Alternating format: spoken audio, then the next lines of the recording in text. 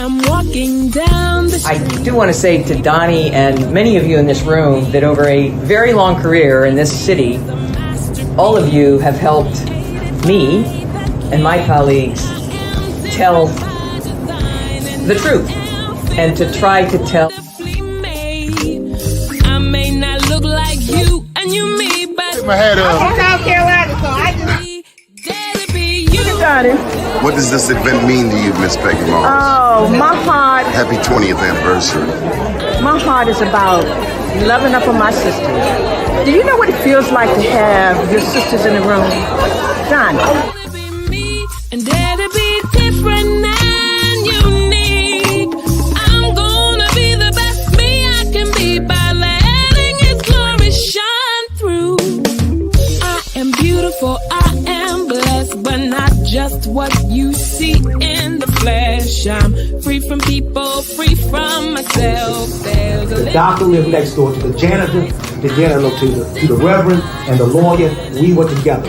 Now we get so high and mighty that you create stress for your society because you don't like poor black folks either. That's a health problem. Get yourself together so I can stop being taking care of geriatric people and get back to pediatrics. I thank you, Doni, for all you've done. Let's keep doing it for all the more. Letting His glory shine through. Dare to be you, dare to be me, dare to be different and unique. I'm gonna be the best me I can be by letting His glory shine through. And I dare you, I dare you, I dare you to be you.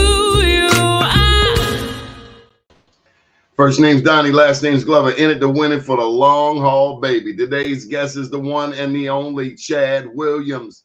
Not Chad Hayes, not Chad Brown, not Chad Justification. It is Chad Williams. Hello, sir. How are you?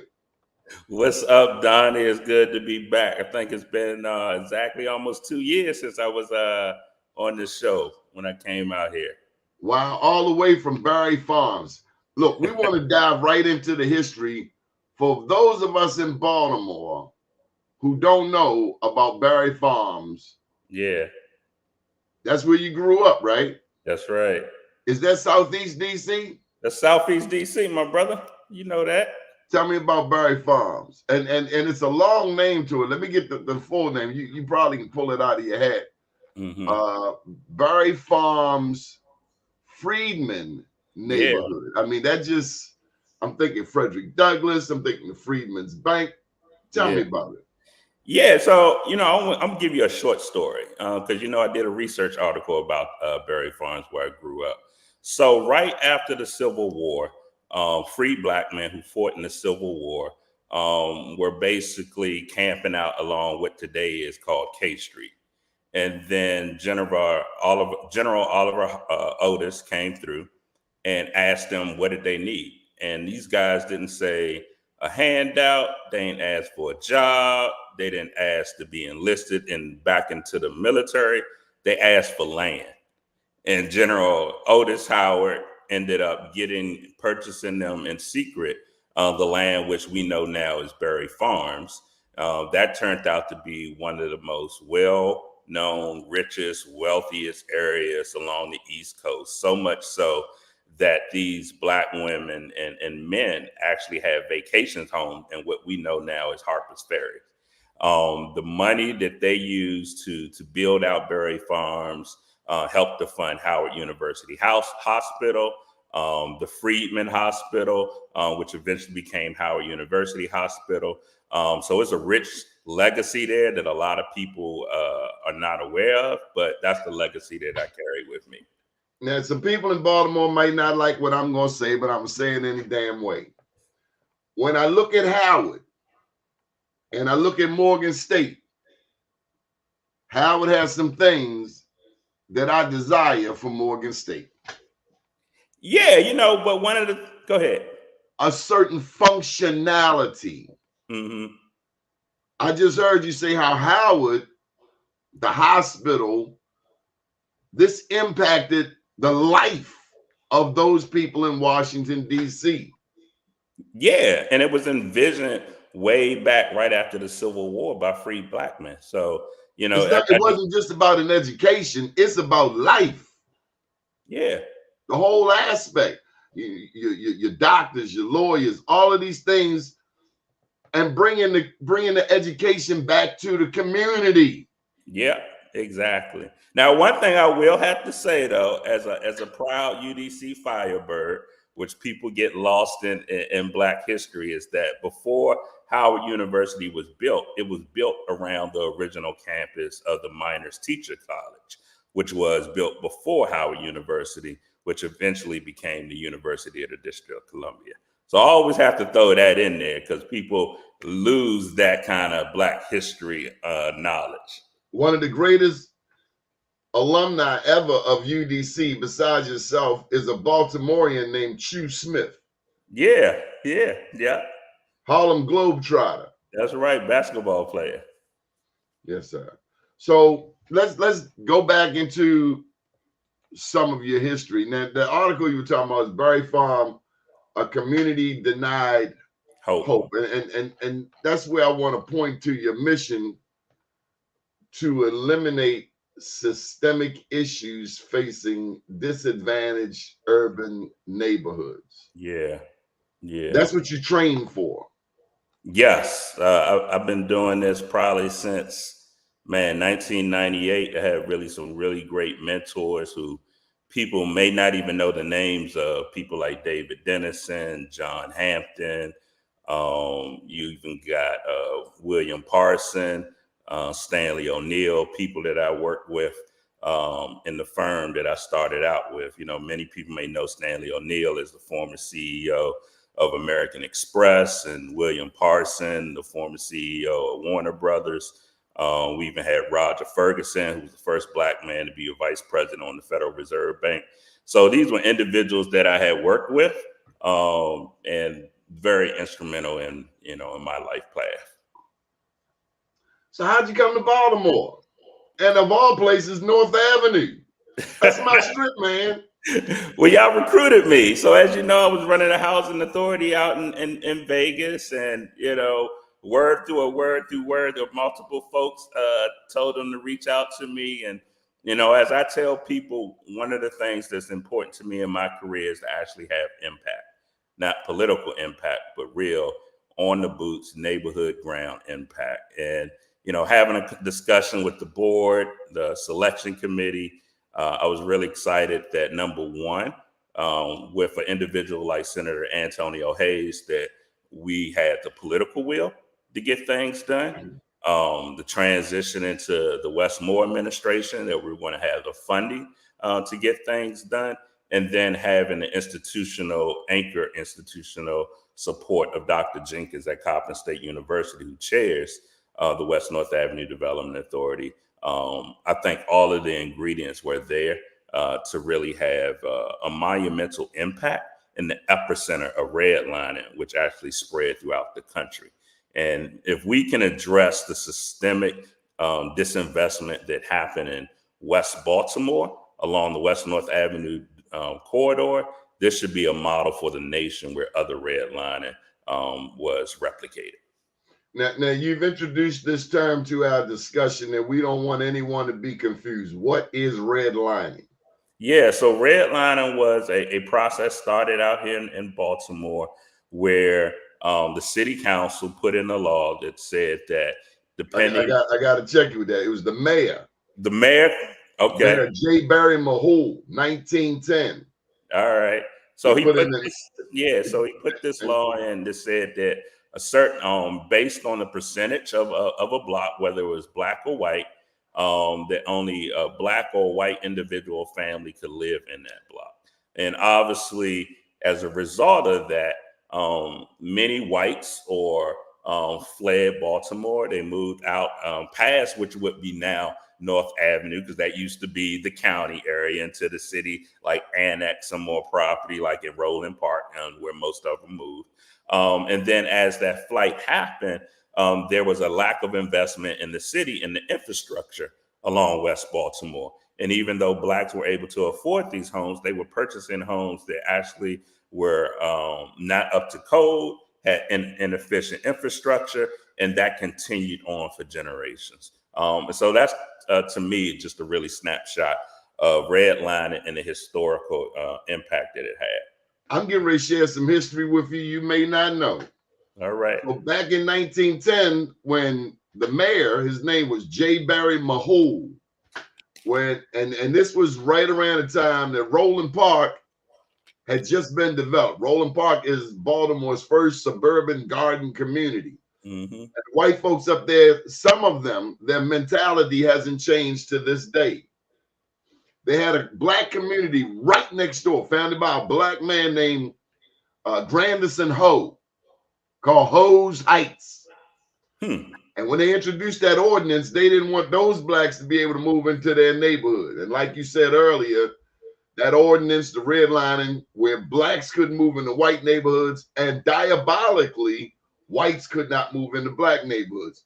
Yeah. This is the home of apartheid, the home of segregation right here in Baltimore. Anyway, in case you don't know, now I might be harsh on Morgan because I'm a student there and I have the damn right to be harsh on him. But I will tell you that there were two black men who put foot in J. Barry Mahul's arse. Their names were Ashby Hawkins and George McMecken. The meeting we had Saturday where you were able to bring out over 200 people, look more like 250, from a multiplicity of neighborhoods from Walbrook Junction down to Mount Royal. I lost my thought. You got a lot on your mind, bruh. That building, Unity Hall, is right there at Utah and McMecken. Yep. The same McMecken who named after George McMecken. He and Ashby Hawkins, they were brother-in-laws. They were two lawyers. They put foot in J. Barry Mahul on a regular basis. And so that whole area, including Druid Hill Avenue, is like civil rights central here in Baltimore. Where so much of the civil rights movement, including the Goon Squad, came right out of that area right there. And like you said, we couldn't live above North Avenue or west of Fulton Avenue, including over there where Coppin is. Tell me about the role of Coppin State and Dr. Anthony Jenkins, the new president, because this started before he even came on the scene, didn't it? I believe so, right as soon as he came on the scene. So as the president of Coppin State University, by the law of the state, Dr. Jenkins serves as the chair of the West North Avenue Development Authority as one of the two anchor academic institutions, because MICA is also part of the board, Maryland Institute of College of Arts. But Coppin plays an integral role, particularly having one of the top nursing programs, emergency services and police programs, educating youth and making it affordable in Baltimore for many folks that may be not able to afford other academic institutions, but also the master plan that Coppin has to expand their footprint and engagement with the community is also important. And I know that he's had at least a couple of community meetings on his own with the community to give them updates on where Coppin's vision is. And right now, this marketing and promotion that they have to be more, I think, is really enticing because you're wrapping up Baltimore, but you're also asking people to be more and go all in for Coppin. Well, Coppin is very near and dear to me. I'm an alumni, a McNair scholar, and grew up just 3 blocks to the south of Coppin. So we've watched the expansion of Coppin beginning in 2002, back when Governor Robert Ehrlich was the first to dump a boatload of money on the Coppin. Now Coppin has gone from what used to look like a high school campus to now go from Gwynns Falls down to Baker Street. Yeah, expanding it south of West North Avenue down to Baker. Yeah.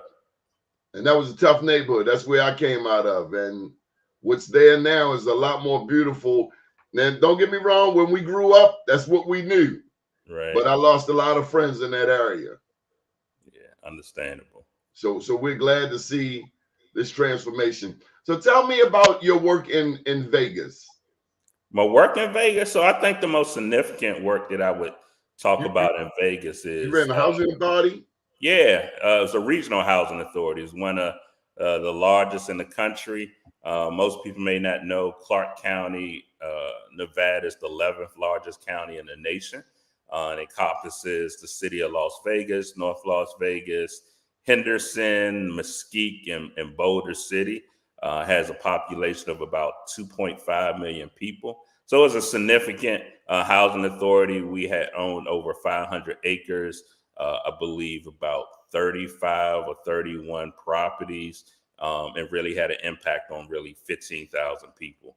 So it's a pretty large agency. But the thing that I'm most impressed about, or for me, on my self-impressment, is that we took a planning process in the historic west side of Las Vegas, which is the area traditionally which was started by African Americans that moved from the Midwest and the South to work on the Hoover Dam. And they settled in the area called historic west side. And just like West Baltimore, it's an area that had been significantly de-invested in.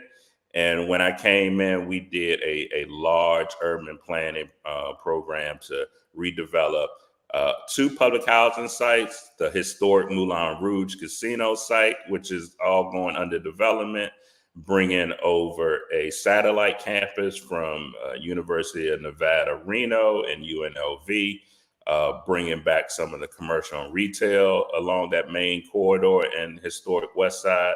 And then when you go further down, they actually just started the construction on the plan that I had initiated to create a whole mini neighborhood for the blind. And so those 2 projects really, I think, were my most impactful out there in Vegas. So this current project for West North Avenue, you and Senator Hayes, thanks to Governor Wes Moore, were able to bring in 17 million this year, 11 million out of last year's General Assembly, a total of 28 million.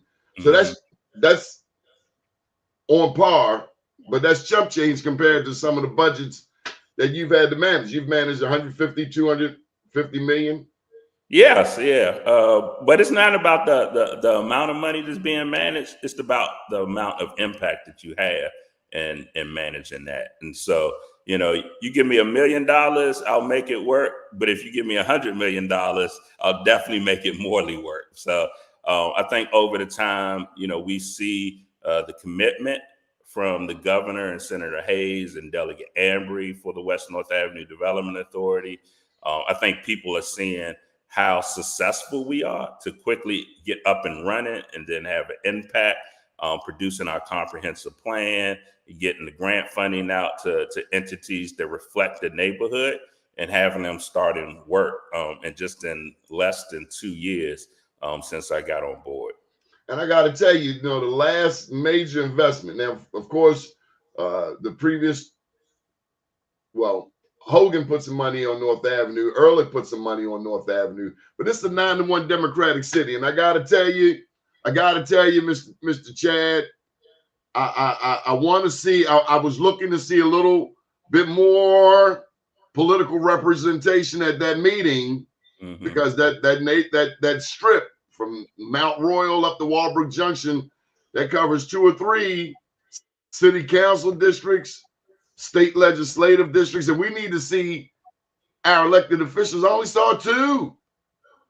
I know it's election season, but these people got to show up on North Avenue.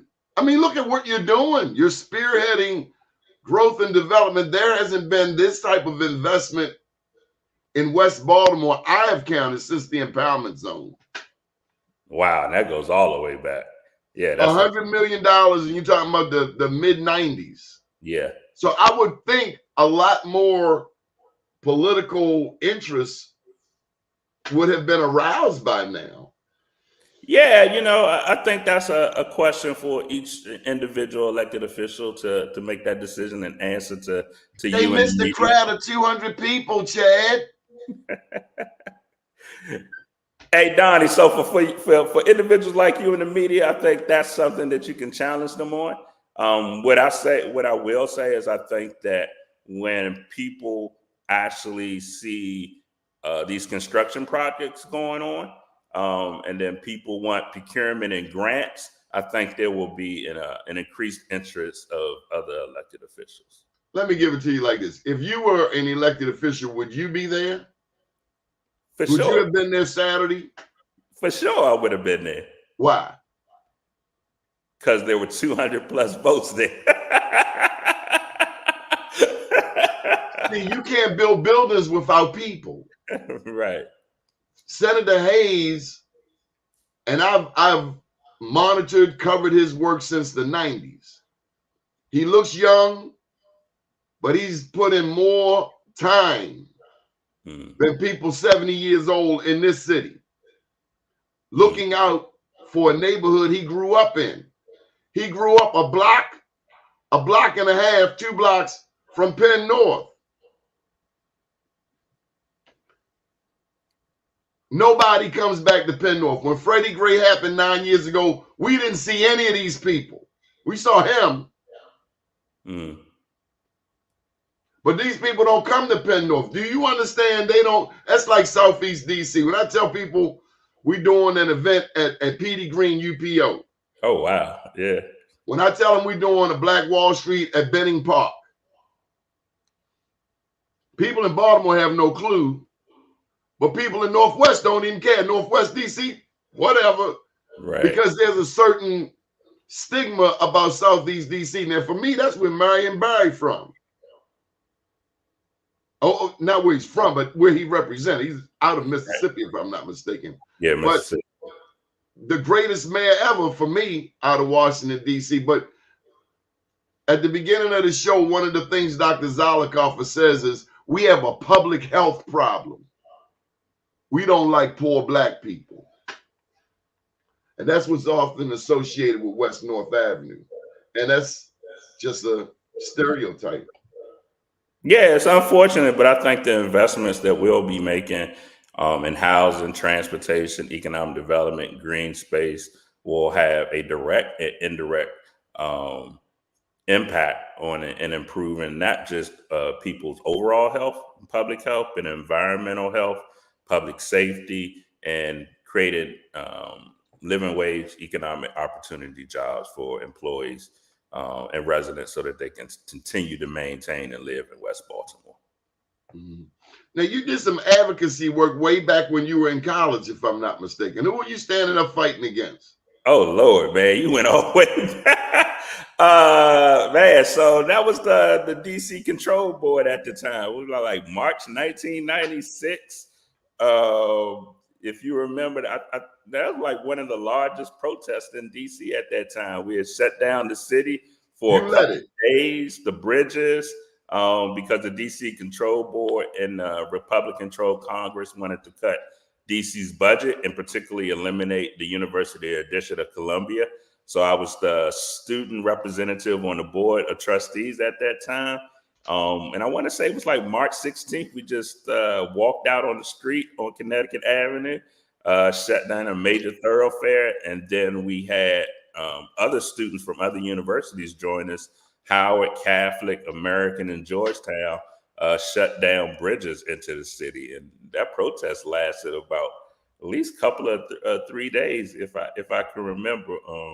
And I think about that because it really doesn't get a whole lot of significant impact. But yeah, you went really way back on that one. Most people don't even. But you stood up. You stood up for the people. You helped lead the way, didn't you? Yeah, it was me. Now you done led protests, but you've also studied at Rutgers, UDC. Yeah. Tell me about this Frankfurt School. Where's that? Oh, so the Frankfurt School in Germany is one of the probably 10th ranked top economic schools, international economic schools, similar to the London School of Economics.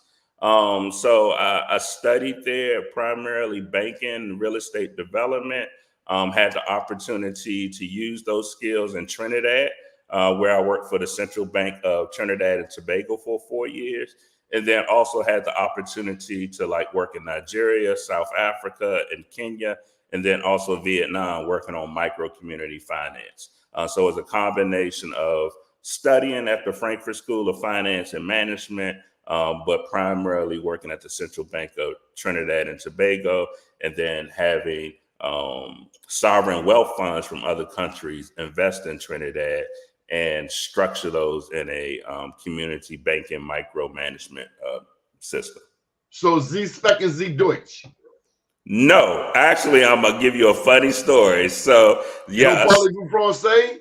no, je parle français for sure. But here's the thing. One of the things in Germany is that a lot of people speak English. Now, when I was giving a presentation, I actually thought I had to do the presentation in German. So I think that's when like Google Translator was just coming out. It wasn't the best. And so I wrote my whole speech using Google Translator. Probably halfway through the first paragraph, they were just like, just speak English at this point. You're butchering the language. But I had this whole speech in German. I had the phonics lined up, for our kind of folks on how I need to say it.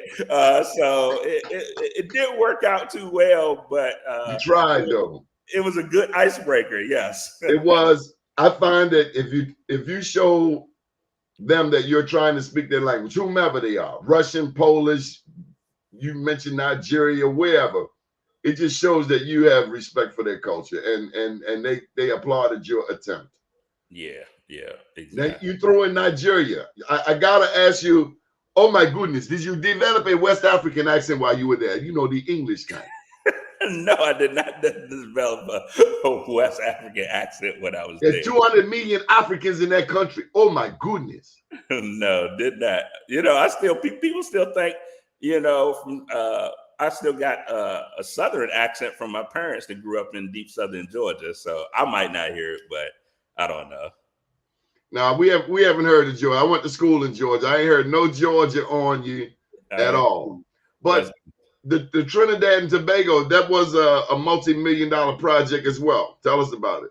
Yeah, that's called the East Port of Spain Development Company. So the Central Bank of Trinidad and Tobago had an area just like historic West Side of Baltimore, Southeast DC, West Baltimore, called East Trinidad. And so in East Trinidad, you had approximately 100,000 vacant and blighted single-family homes in that area. There was no 100,000. 100,000. You had no infrastructure. You had 10,000. I'm sorry, 10,000. You had no infrastructure. Okay. You had no water, sewer, electricity. Road infrastructure was messed up, and so. Most people don't know Trinidad is one of the top producers of natural gas and a little bit of oil, but the United States gets most of its natural gas from Trinidad. And as a result of that, there's going to be significant growth along that port area, East Port of Spain. So there was strong banking system, I understand also. Yeah, so Trinidad or Port of Spain, which is the capital of Trinidad, is seen as like the New York financial center of the Caribbean. And so that was also helpful. And so what the Central Bank of Trinidad and Tobago did was invest $100 million. That's where that 100 comes from, $100 million, which was 600 million of Trinidad dollars, which is very significant to invest in these communities, to acquire these vacant and blighted homes, repair the roads, put in green space, trees, parks. And I led that process for about 4 years down in Trinidad. So let's get to Mr. Joey Garner. Thank you, Joey. He mentions the 2200 block of Ricetown Road. Tell us about the North Avenue footprint for those who don't know. We know about the Red Fox Lounge. I've been around there once or twice there, Joey. But you have 250 yards to the south of North Avenue, 250 yards to the north of Avenue, roughly from Walbrook Junction down to Mount Royal. Is that correct? Yeah. So technically, it's the 600 block to 3200 block of West North Avenue, which is defined as our target area. And then we go 250, as you're correct, 250 yards north and south of West North Avenue, which would be considered the buffer zone. And I would say on a curve on the end of those of the avenue would probably be about 150 yards on the east and west of the avenue. So that is currently our targeted development zone. And the legislation allows the board to expand the target zone or buffer zone at its discretion. But right now we're focused primarily on that core area around West North Avenue. Okay. How is it to learn the lingo, the Baltimore lingo? Because, you know, Pennsylvania Avenue, we call that the avenue. Right. White folk on the other side of town call White Marsh, Eastern Avenue, call that the avenue. But historically, black folks, we know Pennsylvania Avenue as the strip. But you're on North Avenue, which goes from west to east. Yeah. How is it when you go into different communities and people start elbowing you, hey, we don't flow like that, or this is that? How does it feel to be, I guess, the outsider, the leader from the outside? Ooh, the first year was pretty challenging. Obviously, because I got beat up. You know, I'm not from Baltimore. When I'm going to know about Baltimore, you know, you even fairly beat me up and challenged me, right? And so, a couple jabs. So I think that was fair. I think things significantly changed for people to show how invested I was in the community when people found out I actually moved to West Baltimore and moved right into the Poppleton neighborhood. And actually, see, we wanted you to move to Sandtown. I'm not gonna lie, Chad. Poppleton, you know. I mean, okay. Well, you know, Wanda wanted me to move into Upton. You know, Keandra wants me to move into Reservoir Hill. You know, I got lobbied really hard. But yeah, I ended up choosing the Poppleton. I might have took Reservoir Hill though. I used to live over that way. Yeah, so I think that changed for folks when they knew that I actually put my money. Yeah, I put my personal money where my heart and passion was, and I think people saw that, and that became a very significant change on people when I purchased the home back in August 2022, and so that changed, and then just getting out in the community. As you know, I rarely go to a lot of public events, but you can see me at some bar, lounge, just with average Baltimoreans who have no clue about what's going on politically, but will talk to me about what's really going on and about their challenges. And that's where I feel most comfortable at, is with folks who are really rolling up their sleeves and living everyday lives. Chad, tell me about brain drain. Tell me about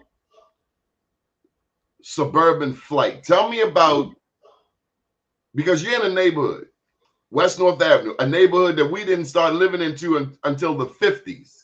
Mm-hmm. My mother was one of the first black homeowners on our block, just 3 blocks to the south. That was roughly 1952. Since then, there's been this mass exodus, just like in DC, people went to Prince George's County. Big ups to Marion Barry for that. West Baltimore moved straight out the Liberty Road corridor over the past 55, 60 years. Yeah. Brain drain. We lose some of our best and our brightest. The people who stayed are those who loved it or those who couldn't move. Heroin came through. Cocaine came through. The crack epidemic came through. And now people from these very neighborhoods will not go back to these neighborhoods. Now white people are more likely to buy in these neighborhoods. Now people from DC, 45 minutes down the road, are more likely to invest in these neighborhoods. Tell me about brain drain. Wow. So that brain drain. So in DC, you know, we would call it the plan, right? It was news articles, you know, just the disinvestment in certain neighborhoods and then people moving out their county, and then the neighborhoods change. And as we call that, gentrification. So one of the things that I think, a couple of things that we're doing to address that is when we are providing these grants to these developers to acquire and purchase homes, we're limiting the amount that they can sell those homes when they're complete, somewhere between 250 to 275,000. You know, because many legacy residents are worried about being priced out, a rapid increase of their property tax. But at the same time, we will be investing in those legacy residents by rehabbing their home. You know, like nobody wants to have a fully renovated home right next to them and say, why can't somebody invest in me to make sure that I want to stay here too, right? So it's not just about having the numbers to eliminate vacancy and blight. It's also about how people feel when they're in those neighborhoods. So that's number one. And then when we do commercial and retail and investment and revitalization, hopefully we have people that moved out of West Baltimore will have some historical connection and say, hey, I want to move back into West Baltimore neighborhoods. Now, obviously, we're focused on some primarily capital projects, but a holistic approach of, you know, making sure we have a top education system, public health, transportation, all of those things are important to entice people to move back. But it's also about that price point and making sure that we don't price legacy residents out. So first of all, this is from Joey again. He said his grandma was in the 1600 block of Gwynns Falls. I'm not sure. What's the cross street today, Joey? Right at the entrance of the park. Is that Hamlin? Maybe there's Gwynns Falls and Dukeland. The house is in the family. Here's a Baltimorean who you may know.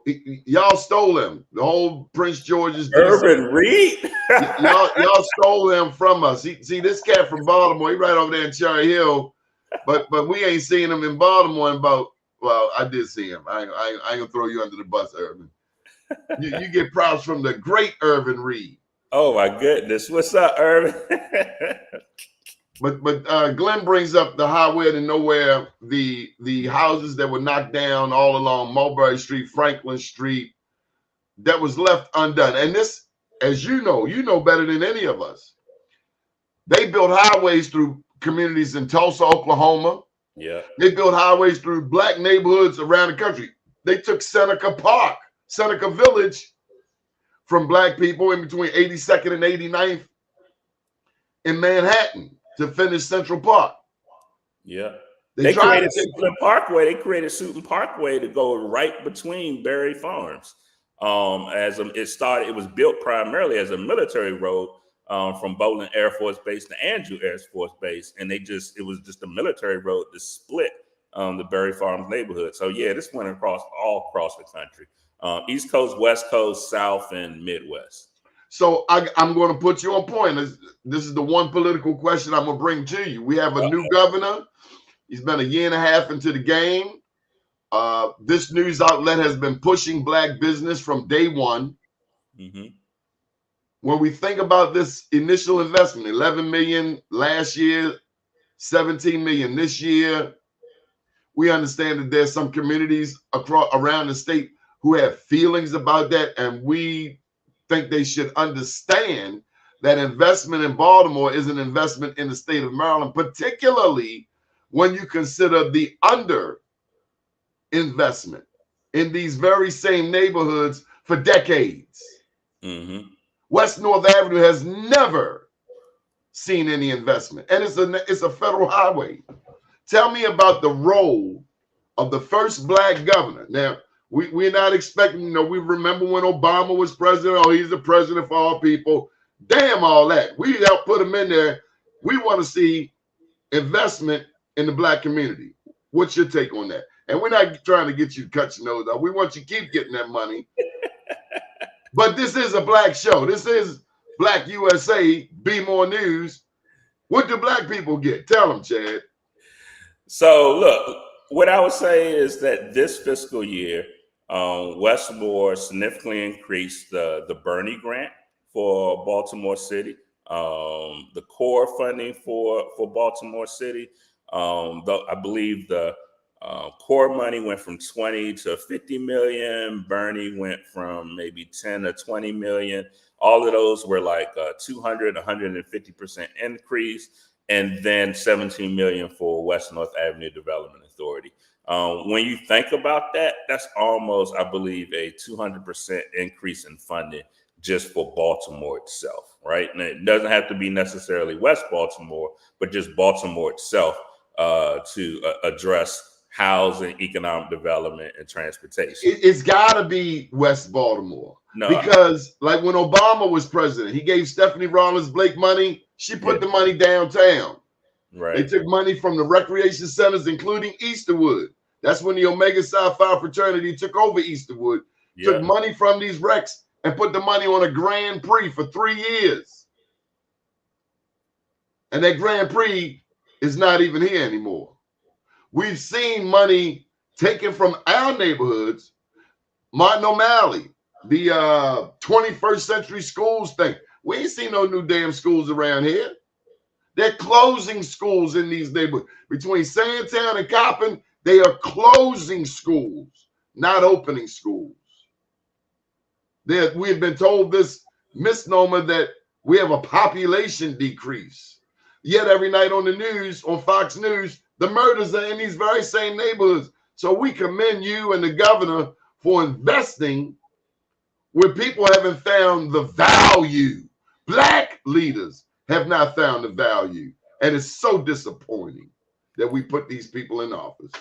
And next session, one of the things we will do better in advocating for West Baltimore is making sure that community leaders such as yourself, neighborhood association leaders, residents who really understand having an investment impact from the state in West Baltimore are going to the General Assembly next budget cycle. This year, Senator Antonio Hayes and Delegate Ambry had introduced a bill, SB 1005 and HB 1427, to give the authority more powers and duties such as owning, acquiring, leasing land, giving loans, condemnation authority, a lot of exemptions to move projects forward. And unfortunately, that didn't pass, whether it was clerical issue or issues with the bill on one particular side of the General Assembly. We're committed, and I know that they're committed, and the governor's office is committed to get this bill passed next year, introducing it early, pre-filing it as an emergency bill. But just having a plan and to be able to give grant funding are significant towards revitalizing West Baltimore. But we also need an authority that actually has similar powers as the Maryland Economic Development Corporation, Maryland Stadium Authority, and other smaller economic development authorities that you can find in west state of Maryland or down in the south near Charles County. And so it's very impactful where you have 56% of vacancy in Baltimore City is in the 40th district, 9. See, let's go there. Say that again. Say that again. 56% of vacancies of residential housing, and it's in one Maryland legislative district. So you tell that to all of the people that are complaining about the investment in West Baltimore. You tell them that. Yeah, and when you think about it, you're losing property taxes, you're losing sales taxes, you're losing income taxes for people to live here. You're losing taxes coming in from other parts of other visitors to our state. And we talk about a budget fiscal challenge that we have. Right there, we can invest and start generating more revenue for the state when we address almost half of the major city in Baltimore is not producing income for the state because we're not investing in it. Right. And so, one of the things that, we have to be mindful of is that, there was an unfortunate tragedy that occurred with the bridge, right? The individuals who were working there and lost their lives is a great economic impact on our city and our region. However, there was one bridge. Yeah. However, there's one bridge that has never been built when we read the history of West Baltimore, and that's the Moore Bridge, economic vitality and parity and equity for folks that live in West Baltimore. And so we need to build that bridge also, maintain that bridge, and continue to invest in that bridge so that it could be the fruits of our labor for generations to come. While we're rebuilding that bridge, we need to also build a moral bridge for West Baltimore. Tell me about your transportation guy. Oh, Eric Lane. So Eric Lane, He's probably because I was grilling him Saturday. I ain't gonna lie. you think I was throwing some jabs at you? We were hitting him with body shots. We ain't got nobody on no bikes, Chad. Well, he and I are both bicycle riders, so you know. I ride a bike too. Got two of them, but we don't ride bikes, Chad. We don't need a whole lane for bikes, Chad. Oh, look, so you know, I'm gonna defend him. You know, I'm gonna cautiously let him continue to advocate for bicycles. You know, one is it's a healthy way to commute. It reduces greenhouse gases. Yeah, but Chad, when cars are idling in the block of North Avenue from Mount Royal just to Linden every day, that idling cannot be good. Yeah, so look, in our comprehensive plan is actually a study that shows, I believe, the bottlenecks of transportation, particularly on the bus routes, and when they start to slow down. So that's a combination of looking at the timing of the street lights, improving the intersections that we have. You know, there are intersections where there's no crosswalks painted. There should be more pedestrian safety. And those things will help contribute to increasing the flow of traffic. But yeah, we're real cautious on the bicycling. I get that. Come on, Chad. I'm 58. Right. My parents were alive. I'd be driving them. I wouldn't be putting them on a bike. If my grandkids come over, I'm driving them. I'm not putting them on a bike. Have you seen the way these people drive in Baltimore? Yeah, so look, let's not get hung I up. don't trust nobody if I'm on a bike, and I'd rather be on the sidewalk because look. So our transportation plan is not singly about bicycles, Donnie. So it's a multimodal transportation. We're talking about bus, cars, bicycle, and walking at the same time. No. I got to throw this in there. This is Be More News. We were in Washington D.C. We're over there on H Street, and we saw a trolley.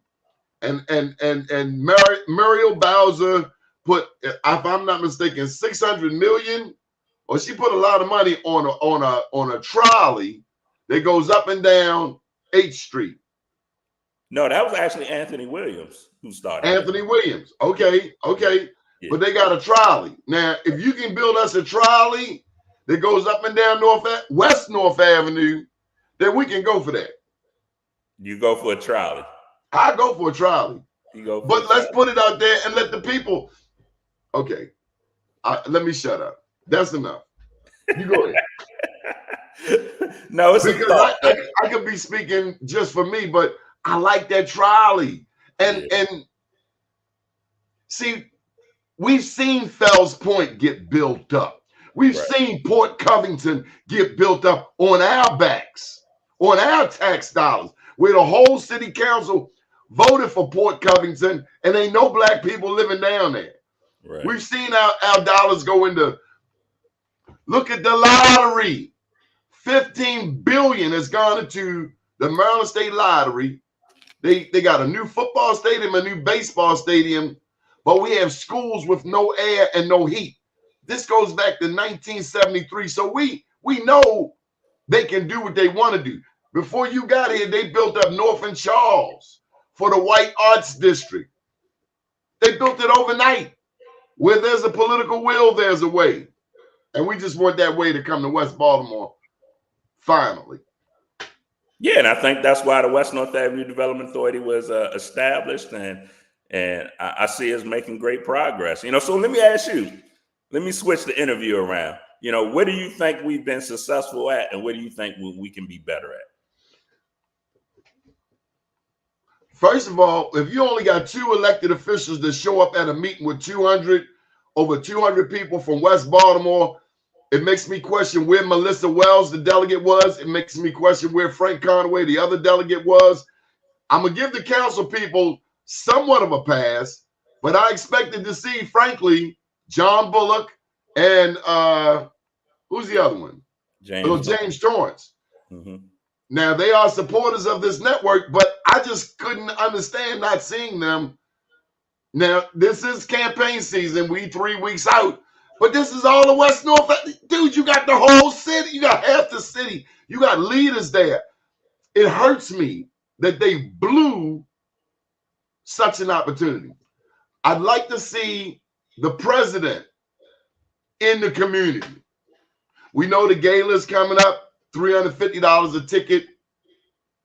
The former, the big time president, Dr. Calvin Bennett, who spent over 3 decades being the president, he made a lasting impression on the community just by walking from Coppin to the Inner Harbor and back every morning. People don't know that about Dr. Burnett, but by doing so, you get to see the social ills of the community. On Saturday, as you have this big event coming up for Freddie Gray,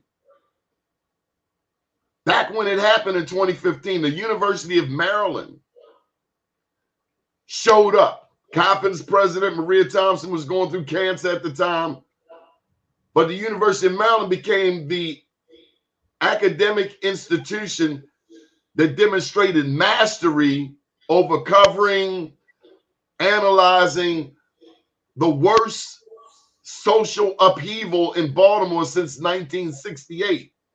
So we'd like to see Coppin State extend its tentacles better into Moreland Avenue, Bentlow Street, West North Avenue, Dukeland, Gwynns Falls, the surrounding community. We'd like to see Coppin better touch. There were those of us, including Senator Clarence Mitchell IV, who fought for Coppin back in 2002, where Coppin got a boatload of money it never got from Democrats, got it from a Republican governor. We need our Democratic leaders to step up and help build on these successes like the Iman Center. Big ups to Lieutenant Governor or former Lieutenant Governor Boyd Rutherford and Senator Hayes to put the Iman Center, as you often discuss, in the 2100 block of West North Avenue. Everybody knows Little Melvin used to have the warehouse there, but now it's a $3 million facility about to expand into probably a $5 million facility. We want to see more investment, especially 9 years later. When next year comes up, a decade since Freddie Gray, we want to be able to show real progress. We want to see real boots on the ground. We want to see the dope gone. We want to see new stores, and we want to see a lot of new homeowners. Yeah, so when we talk about public safety, we invested. So let me go through some of the grants that we. How did I do? You did good. You did good. On the politician thing, I'm gonna let you deal with that one.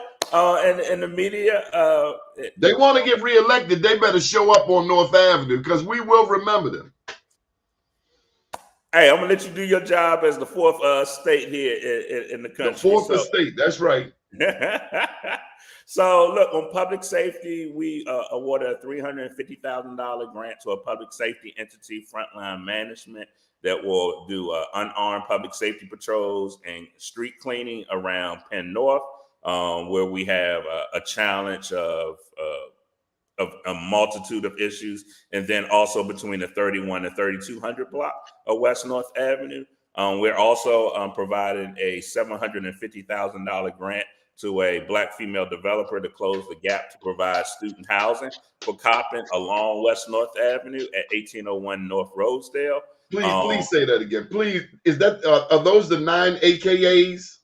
No. So they're going to be focused on a Live at Coppin site right across the street from the Science and Technology building. So the 9 AKAs, that's visionary charities. They will be receiving a $500,000 grant for single family and rehab housing. Nowhere in Baltimore do you hear news about Black women investors, Black women construction people doing this massive type of work. We salute and applaud your work, Chad. I appreciate that. And then, we're investing $3.7 million in the Walbrook Mill site. So 1.7 is to acquire and rehab that B&O office building, which will be a state office for the West North Avenue Development Authority. And then we are awarding $2 million to Barco and OpenWorks to set up a OpenWorks West site, as they have in East Baltimore, makerspace site.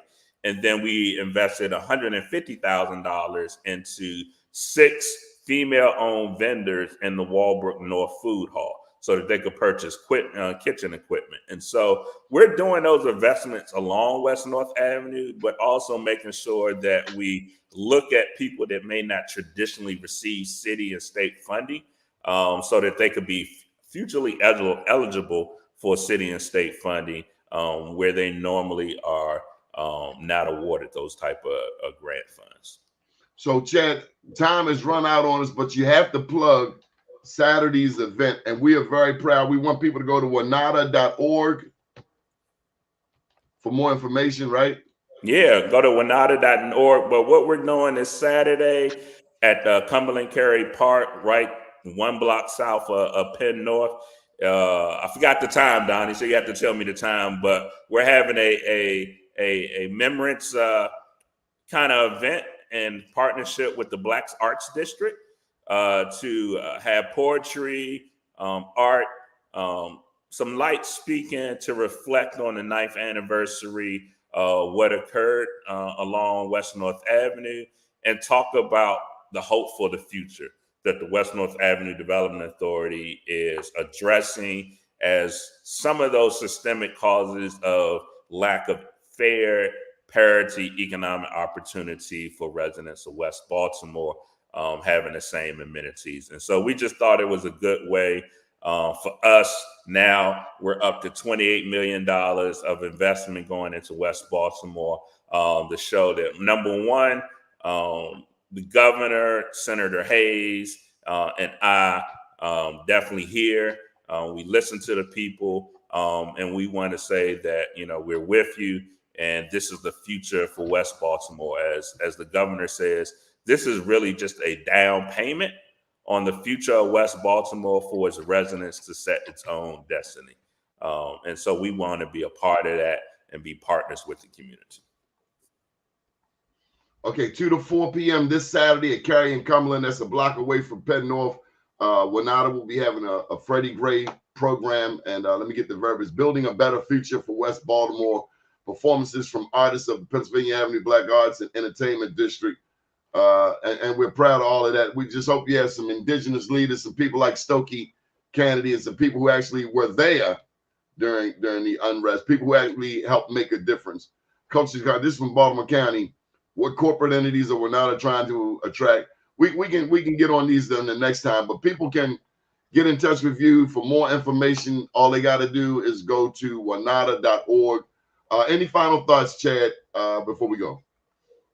Yeah, Don, I just want to thank you for giving our people a platform, an alternative platform for us to speak. As you know, I rarely do media interviews, but, I definitely want to come back on and make this a yearly thing or a semi-yearly event to come on your show and speak to the people that really watch your show and are impacted in West Baltimore.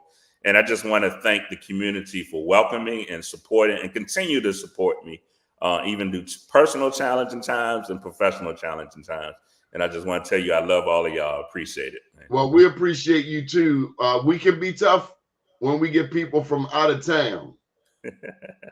I'll be honest. I mean, I'm always big. My dad was big on local talent, but you have proven yourself.